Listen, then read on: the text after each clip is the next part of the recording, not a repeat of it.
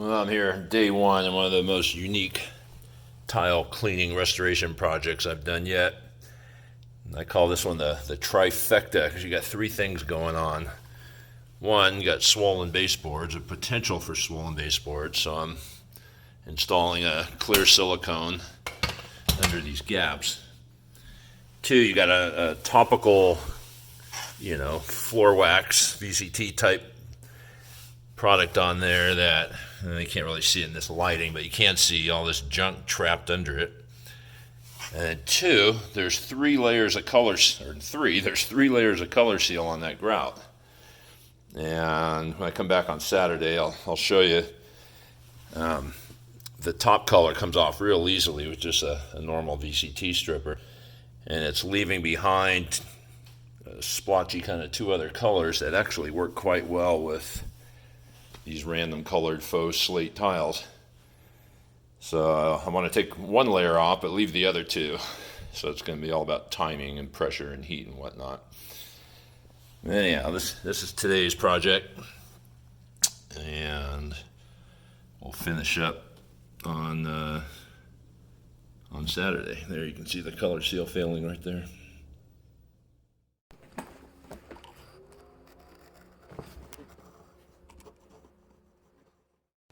Well, today's the big day. Got this tile project to work on that, to be honest with you, I took the job on more as an opportunity to do an educational video on how to stay out of trouble. If you're a young, inspiring carpet cleaner that dabbles in hard surfaces, this is the kind of job that can, quite frankly, put you out of business. And the short story is, an older couple bought this house a couple years ago. The prior owner was a kind of a do-it-yourselfer who took it upon himself to once a year clean the tile, which I can tell you he cleaned it with a mop. Didn't do a very good job of it. And then he would put some sort of sealer down. And let me look for some example areas, but he, see the dark areas? The light areas are where it's been color sealed. And when I came out and did the demonstration and estimate, a little digging around with some stripper and wire brushes, I was able to reveal three different colors of Colorseal.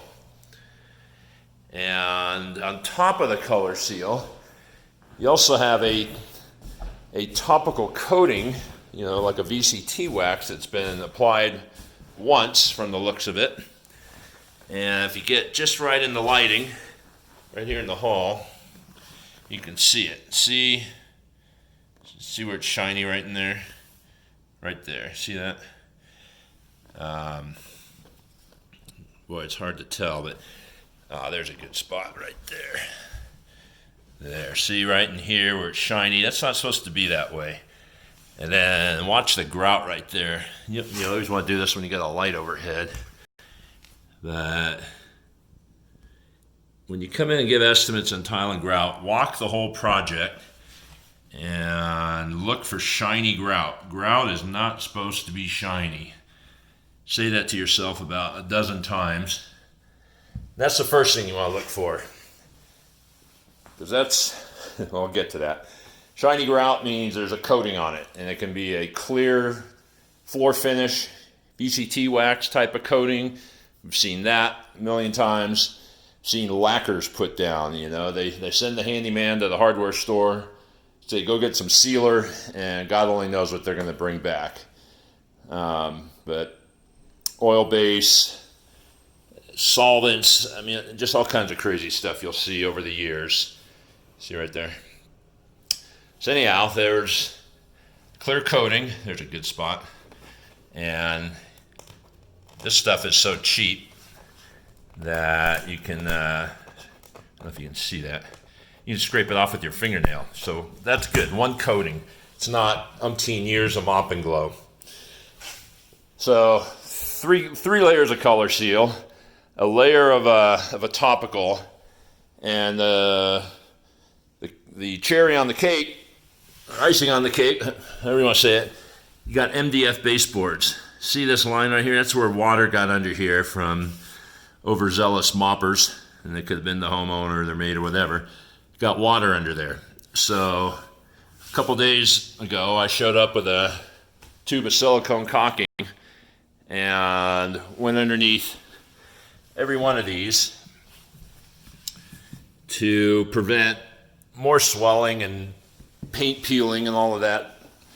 That would have happened had I not sealed that up during the cleaning process today. Amazingly enough, the homeowner didn't know any of this stuff was going on, but that's kind of typical. People don't know. When I called this customer on the first day, I asked them, hey, by the way, what kind of tile do you have? They couldn't tell me. They said, well, we think it's some kind of stone. And granted, this is porcelain made to look like a stone, but, you know, it's as porcelain as can be. So, you know, I gently and slowly walked it through, explaining it as much as possible to the point where it finally clicked. Because if you come in too hard and show too much emotion, get all riled up on something like this, you're going to scare them off. And their main goal is just to get the grout looking cleaner. They're not aware of how dirty the tile actually is, which isn't too bad, but I cleaned a couple tiles. I put down a light stripper and wiped the towel over it and showed it to them, and it was black. So that opened their eyes. But this tile right here, you can see where the grout looks pretty good. You can also see where it's like these dark spots. The lighter color is, I would say, the third color or the second layer of the Colorseal that was applied. And if you don't know, a Colorseal is a topical coating. There's virtually every grout manufacturer nowadays has their own line of Colorseal for doing repairs and color correction and whatnot. But anyhow, I was able to remove the top layer, which came right off. I'm going to show you in a little bit how easy the top layer comes off. And there's an area I didn't touch. You can see how poorly it's wearing, and you can see all this junk that was mixed into the topical. And if you look here, what happened there is that's all junk that's hiding underneath that last layer of Colorseal. I think Colorseal was the topical seal. The wax was the last thing put on this floor because there's all kinds of hair and grit and sand that's stuck in that stuff that should come right off. So I'm not out to remove all the Colorseal on this. I'm just out to get the topical and that first layer of Colorseal. Look at that area there. Boy, it's really coming down. Shows you how thick that top coat is, or layers of top coat. So I told them, you know, if I can get it looking like this over the bulk of the floor, would you be happy? And they said very. Because when I told them what it would cost, I gave them a guesstimate on what it would cost to replace all this floor, which would involve removing all the baseboards and doing drywall repair and painting. You know, it's astronomical. They're going to be in this house for a couple more years and more than likely move into a retirement setting. So I won't need to reseal this floor. I'm going to do a light stripping, if that makes sense. And a light pressure wash. I'm not going to use a spinner. 700 is going to be too high. I'm just going to emulsify and do like maybe 100 feet at a time. I don't want to get ahead of myself. And so I'll do this quadrant right there. Use a series of pole brushes, grout brush, maybe a CRB. Get that top layer off and kind of call it a day. But here's a good example of a bunch of failure. The worst is over by the sink, typically, where it's real filthy. And I'm hoping all this comes off, but really dirty there. Hopefully that's not under too many layers of sealer. This looks absolutely horrible. But let's say you're a new guy, you don't spot any of that stuff, and you come in and you put down your Grout Master pH 14, come in with your turbo spinning at 1500 psi, you're going to start blasting all that crap loose, and now you're on the hook to remove it all because you got it off of one area, maybe let it dwell a little too long. Your sealer or your cleaner that you mopped down got under the baseboard, it's starting to swell. And let's say you got 2 weeks worth of work stacked up and you allotted 3 or 4 hours for this job. Now you're going to be in here days stripping it. You're going to be paying a handyman to come in and remove and replace all the baseboards. And if you don't have, one, good insurance, or two, a whole bunch of money set aside for disasters like this. Something like this could wipe you right out of business. If not, just getting out of the tile and grout business, which is really common. I see a lot of guys buy their turbo spinner, take their 3-hour class, at the local distributor, get into something like this, and it just whoops their butt. And you'll see that spinner with 3 hours for sale, 3 hours on it for sale on Craigslist. You can see all this topical right here causing that darkness. See that? So it was obviously a piss poor topical they put on, wore horribly. But I'm hoping that even if I can just save one aspiring carpet cleaner who's looking into tile and grout who watches this video, and it opens their eyes on what to look for in that pre-inspection. And with carpet, I've been doing this for almost 35 years, and there's I don't need to go out and do an inspection. There's nothing I can't run into, but I always like to go out on tile and grout jobs, unless it's a repeat, because there's always something, and it's getting more and more common. We do repairs, so oftentimes, we're going to have to bring a little bit of grout in the right color, so we carry grout sample kits. But I highly, highly encourage you to go out and do estimates and look for this kind of stuff. Because this can bite you in the butt, and like I said, it can flat out put you out of business if you're new and not properly insured. All right, that's enough rambling on. I'm gonna mop down some stripper in that corner, scrub it up, and I'll be back to show you the removal process in action. I got a little collection of brushes. If you didn't, never seen these, almost every hardware store has them now. They call the little rhino tip here is just invaluable for getting into corners along edges that this angle won't let you get into.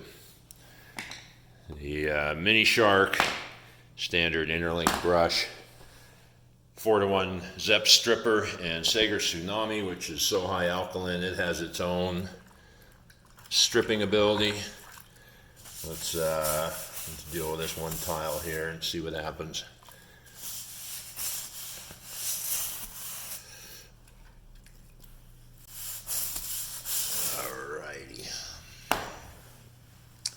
With strippers, you need to give them, on average, 10 minutes to start to emulsify the top coat.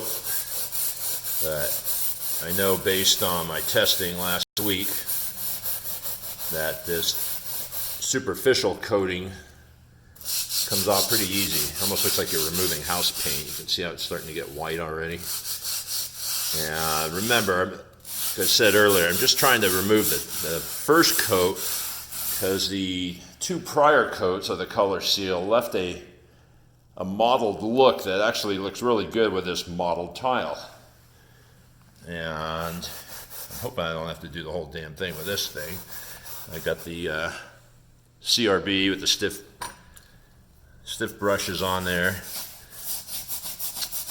But an area like this is probably going to remain because I think the top or the bottom 2 coatings on here are something that you'd have to remove with a gel-based stripper, which most good color seals, that's the case. They don't come off with floor stripper, which you don't want, because if you're going to sell color seal, you want it to be ultra durable. But so I'm out to get that clear coat off, clean the tile, and make the grout look clean as opposed to dirty.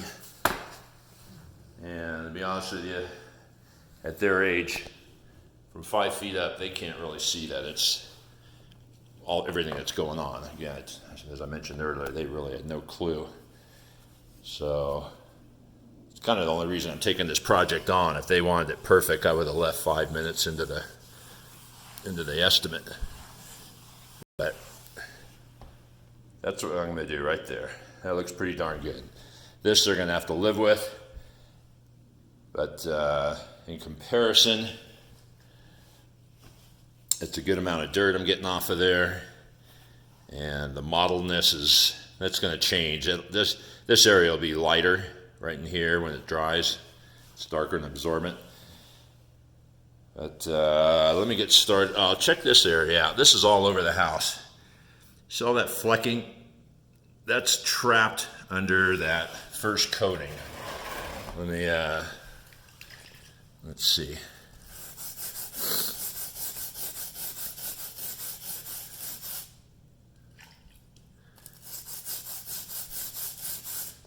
Boy, that stuff's on there. Damn, I hope that comes out.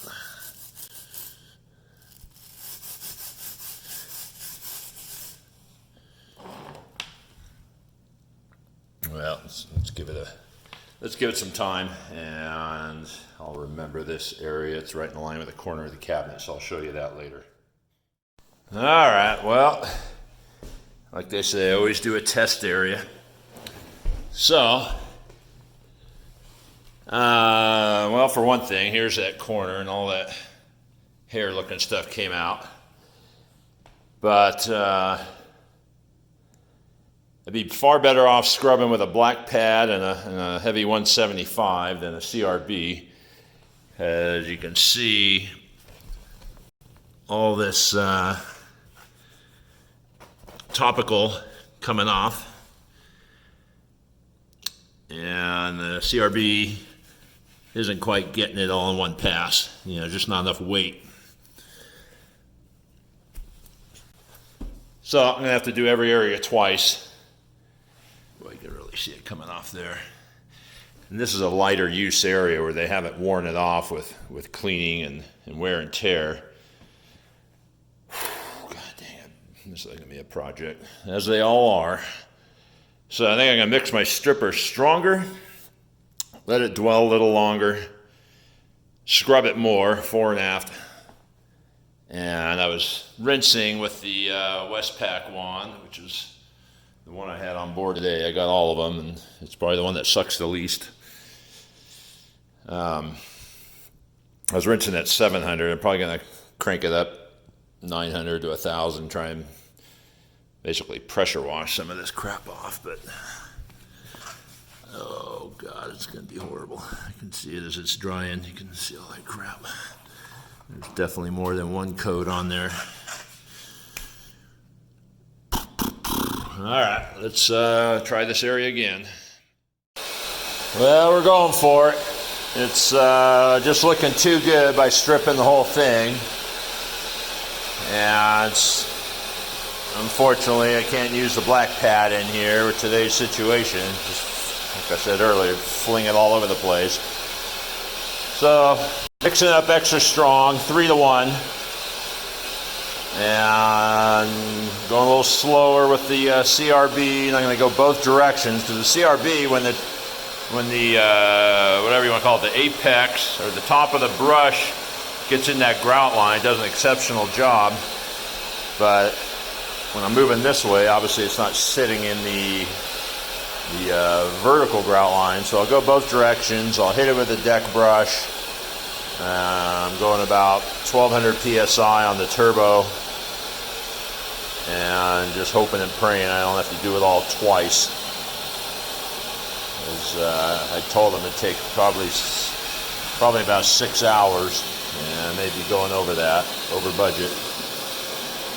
But I'll probably have to come in here with the OP and a fiber pad when I'm done to get the last of the flaking skin, the sunburn off of there, because this tile has that high-low faux slate texture. Even doing all that, there's still going to be a little bit left here and there that the black pad would have got.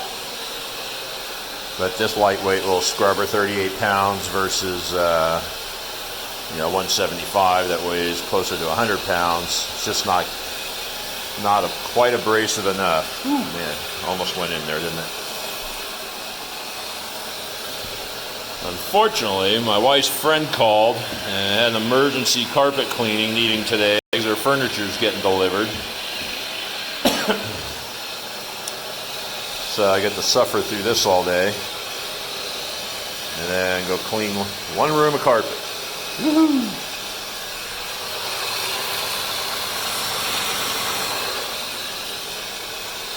that, I don't know what the heck that stuff is, but it got mixed in with the topical coating at some point because it's all over the house. And it came out of that one area, remember right there with the corner? That's that grout line. Came out nice, but it's probably coming out in the pressure washing step of all this mess. So as you can see, you can never quite be prepared enough to deal with these damn jobs, stripping jobs. And yeah, let's say I had 3 more jobs on today, I'd be calling all of them saying, sorry, can't make it, if I didn't know what I was going into and overbook myself. And yeah, these don't come up every day, but they come up often enough to where, like I said earlier, you want to give estimates. Damn, I'm glad I put silicone under that baseboard, man. I'd be swelling up this MDF like crazy had I not. Pre-inspection, pre-inspection, pre-inspection. I don't have time to give estimates. Well, you don't have time to deal with a potential time-consuming disaster, let alone the potential for things to go wrong, particularly that baseboard. Boy, if you didn't catch that. And just assume any house built in the last, I don't know, right, the last 15, 20 years has MDF baseboards. They all used to look like that, very little ornate scroll working on the top, but now you can get them where there's 3 layers of fanciness on the top. And that used to be a clear sign of how plain Jane they were, but not anymore. Now you see real nice 10-inch high fancy ones with all kinds of scroll work. And man, if they don't seal them to the floor or paint that bottom edge, which I don't know, you know, they come pre-primed. I got another whole video or 2 on this. Just type in MDF on my channel. And some of them come pre-primed, but they don't prime that bottom edge where the moisture goes into. And I did a little test, I think it's on video 2, where I soaked an MDF baseboard in water for hours. Nothing happened. Then I soaked it for, I don't know, half an hour or something in water with a cleaning agent in it. I forget what I used, some stripper or something. And it started swelling right away. You know, the glue that holds that particle board together gets affected by cleaning agents, not so much water. And I'm not so sure that the manufacturers realize that, because they usually come pre-painted or pre-primered, but they don't do that bottom edge. But when you're using strippers, even if they were primed, the stripper would probably eat right through that. And yeah, granted the baseboard's cheap, but the labor to put it in and fix the drywall and repaint, that could be a killer. You ever wonder why, you know, doctors' offices and Walmarts and places that have or had, VCT is so out of fashion anymore because of the maintenance of the wax, had those rubber coving, and so that you could splash the hell out of the floor and slop the topical sealer on there and you'd never see it and wouldn't bother it. Made maintenance easier. But nowadays everybody's going to maintenance-free, wax-free finishes, floors like LVP, or just flat vinyls that don't need the unabsorbent vinyls that don't need that wax protection to keep them from staining. You can see it's starting to peel.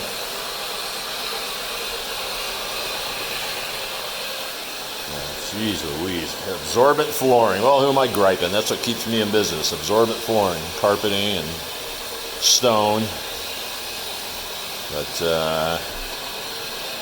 boy, some of them can be a pain in the butt. And it's going to be a long video. Anyways, I'm going to keep working. And I'll be back to show you the final results. I think you've seen enough of the process. Ask questions down below. Make sure to hit the subscribe button. And we'll see you in a few hours. All right, well, the second application, a stripper, along with a CRB and this deck brush, which is super stiff, is certainly getting way more off. As you can see there, that's all the polymer caking up. And if this were VCT, something flat, didn't have an MDF baseboard, even though I sealed underneath, I'd put an OP or 175 on here, but that slings the stripper and all that wax all over the damn place. And the entire house would have to be masked off. And it's a big project that I didn't come prepared for with materials or estimating the time. So I'm going to go crank up the 370 again, put it at 1,000 and see if that second application gets her all off. So I'll let you see it coming clean here.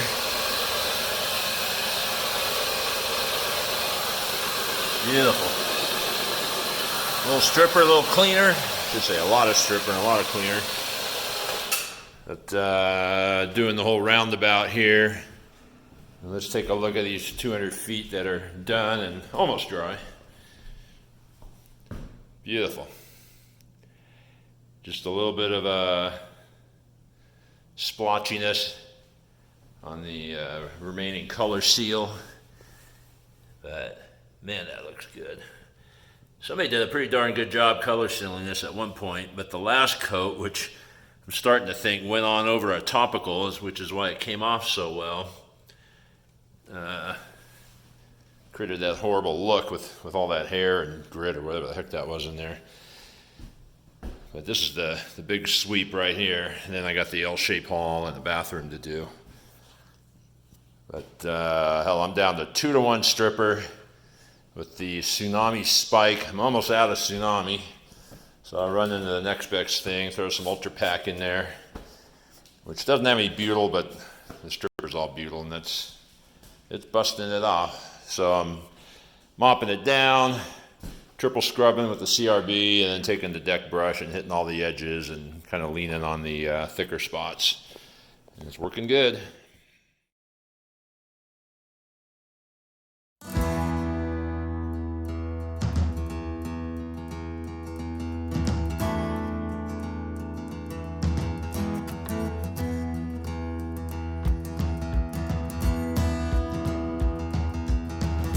And here's the final clean floor. The topical coating across the tile and grout completely removed with just the first 2 layers of Colorseal remaining. The third layer was put on top of the topical, so it came off real easily. There's a couple of chipped areas where you can see the original color in the back hallway, which I hadn't gotten to yet, but other than that, floor looks fantastic. Customer's very happy. And again, be on the lookout for shiny grout, excessively shiny tile. Get on your hands and knees, use the light above and the light from the windows to really inspect the floor. Always do inspections with a little bit of stripper and that wire toothbrush I showed you, along with a razor blade. And don't assume that everything is as they tell you it is. As I mentioned, they had no idea any of this was going on, and if we had just shown up sight unseen over a phone call based on promises, it would have turned into a disaster more than likely. Also noticed that I had covered the 2 dishwashers with plastic, keep any splashing, alkaline chemicals or whatever getting on those, which can turn into a many-hour project removing that. Practice your caulking skills for the putting silicone under baseboards, and keep your eye out for things that just don't appear like they should.